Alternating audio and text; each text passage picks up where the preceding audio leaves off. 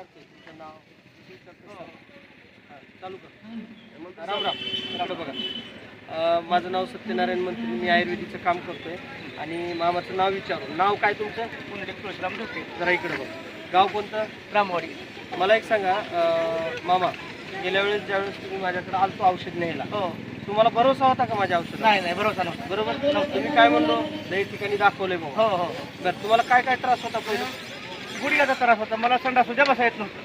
संडास सुद्धा बसा येत नव्हतं. बसून संडास होत नव्हतं. बस एवढे त्रास होता मला. बरोबर. म्हणजे नसा सगळे आखडलेले होते. सगळ्या गुडघ्याचा त्रास. गुडघ्याचा त्रास. पण किती दिवसाला होता ही त्रास? हे 6 महिने झालं. 6 महिने झाले. मग मंत्री साहेबांनी ज्यावेळेस आयुर्वेदिक दिलं त्यावेळेस विश्वास नव्हता. विश्वास मग नव्हता. मी खात्री दिलं म्हणून तुम्ही विश्वास ठेवला. हो. काय? आपण रेणापूर तालुक्यातले दर्जी बोरगाव गाव आहे. मग माझ्या आयुर्वेदिकला किती दिवसात फरक पडला? 7 दिवसात फरक पडला. 7 दिवसात फरक पडला. म्हणजे काय काय फरक पडला? आता गुडघाच दुखणं, आता गुडघा दुखणं म्हणजे नसा मोकळ्या झाल्या म्हणून गुडघा नसा मोकळ्या झाल्या. दुसरी गोष्ट, आता संडासला बसता येईल.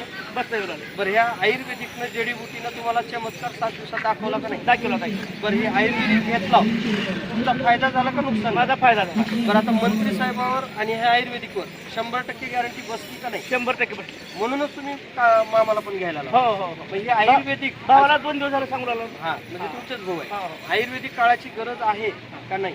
हाय. बरं, आज दवाखान्यात लोक 1000 नाही 10,000 नाही लाखावर पैसे खर्च करायचे, पण म्हणावं तसं गुणी एका तासामध्ये 1700 रुपये घातला मी.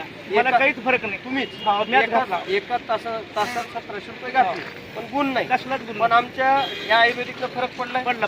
तुम्ही आज भरपूर काही पेशंट आहेत, त्यांना काय संदेश देऊ शकता? 100% फरक पडला मला. धन्यवाद. नमस्कार. तुम्ही मुलाखत दिल्याबद्दल मी तुमचा आभारी आहे.